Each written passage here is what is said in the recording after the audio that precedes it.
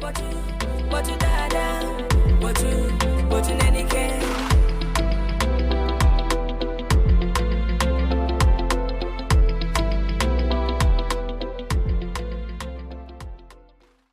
dear saints. Welcome to Grace Thoughts with Chill.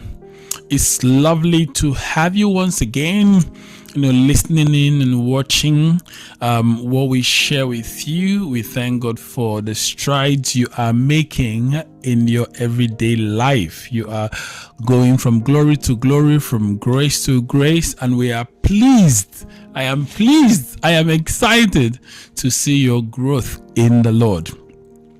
And today we continue our series, The New Creation Realities. The New Creation Realities. We're continuing that, and then this week or today, I want us to think about a new will. A new will. When you receive Jesus, you become a new creation. You become a new creation in your spirit. You are born again in your spirit. Now, your spirit has a will. Your spirit wants something, all right? But you have a soul as well. Remember, you have a soul. Your soul is made up of your emotions, your personality, your will, and your thoughts, okay? So all these factors, that your new born again spirit has these things as well. Your new born again spirit has emotions, has a personality, has a will, and has thoughts. Okay, now the two begin to interact. The will of your spirit with the will that you have, your will. Okay, it will become clear in a moment. So you have your will as you. Then you have the will of your spirit, which is also your will, but is a will of how do I put it? It's a will that is perfect. Okay, it's perfect. Remember, everything in your newborn again spirit is perfect. But then you as an interaction of spirit, soul, and body, there's a you as interaction of spirit, soul, and body. That you also has a will. Okay, your spirit has a will, then you have a will. Does that make sense? So you have your spirit, it has a will. You have a will. You as a whole, at the spirit, soul, and body, you have a will, and it is located in your soul. Now, what happens is when you become a new creation, that means your spirit is born again. Remember, your body is not born again, your soul is not born again, but your spirit is born again. You have received a new creation spirit. It has new creation realities. It has a new will. All right? Now, your soul and body receive from your spirit. Your soul and your body receive from your spirit. There is an ongoing thing. Every day they are receiving from your spirit. They are trying to align with your spirit. They are trying to agree with your spirit. For example, in your spirit, you are righteous. Okay? Now your soul, your thoughts are trying to agree. Hey, I'm righteous. Hey, I'm righteous. It's trying to agree, okay? When it begins to agree, your emotions, you become excited in your righteousness. Oh, you become excited. Oh, I am righteous. You see? So there's that interaction where your soul and your body are always trying to catch up with your spirit, okay? Now, you have, as I said, you have a will that is also trying to catch up with the will of your spirit. Okay, so for example, your spirit says, like Jesus, I want to heal the sick. That's what your spirit says. Like Jesus, I want to heal the sick.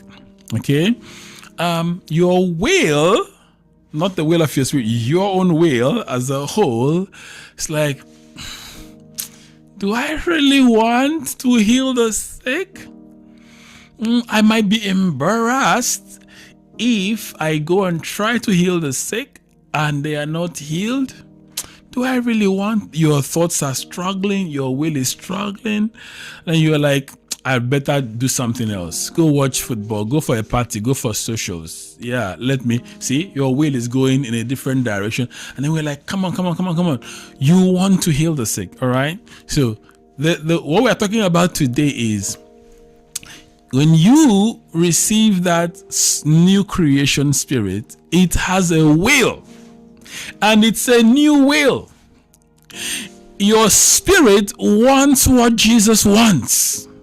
So even when your will, as spirit, soul, and body, even when your will struggles, there is a new will in your spirit that is always pulling your will. It's always pulling your will, right? A good way to understand this is when Jesus goes into the Garden of Gethsemane. Jesus says, not my will, but your will. That's the prayer he prays. Not my will. See, if it's possible, let this cup pass away. Okay, that is his will. At this point, he's struggling. Not the will of his spirit, not the new creation will. The new creation will perfectly was ready for the cross, was ready. But his will, as a combination of spirit, soul, and body, that will was not yet submitted in that moment to the spirit, the will of his spirit. So when he says, not my will, but yours, he's actually giving place. He is surrendering to the new will of the new creation. That's what he's surrendering to.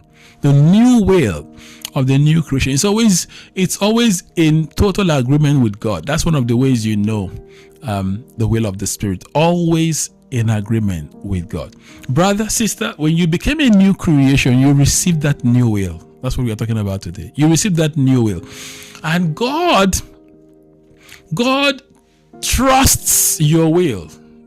You know, in that Garden of Gethsemane prayer, God didn't say to Jesus, all right, not your will, but mine. I insist that my will be done. God didn't say that to Jesus. The Bible says angels came to comfort Jesus after the prayer. God didn't say, all right, we're going to. No, God was totally trusting that Jesus would do what was right. When you sometimes your will or your thoughts struggle, God is completely confident that you will do what the will of your spirit says. He just knows you need mind renewal, so he will send angels to comfort you. He will remind you of things in the scriptures or in the word. He might even send a brother or a sister to encourage you, but he trusts that you will do the right thing. He trusts that you will the right thing. How does Paul put it? Paul says, it is God who is at work in you. It is God who works in you. In his letter to the Philippians, he says, it is God who is at work in you to will and to do. To will and to do. So that's God, a God who trusts himself. The reason God trusts your will is he trusts what he put in your spirit. He trusts the new will that he put in your spirit. He trusts it completely.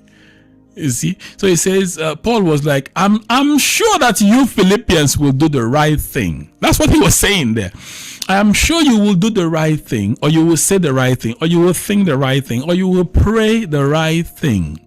Because it is God who is at work. It's not you at work in your spirit. It is God who is at work in your spirit to will and to do his good pleasure. All right. I'm going to read. I've explained most of what I want to explain, but I want to show you something that sometimes people miss. And it's John 15 verse 7. John 15:7, he says, if you abide in me and my words abide in you, ask whatever you wish. That word wish is telete, what you want, and it will be done for you. Why does God say, just pray whatever you want? If you abide in me and my words abide in you, spirit is words, yeah? Spirit word. It says, my word is in you. So ask. My word, I put a new will in you. So God is not worried about what you will ask. As long as you're asking according to the word, you will always ask the right thing, because you have a new will that totally agrees with him. You are blessed.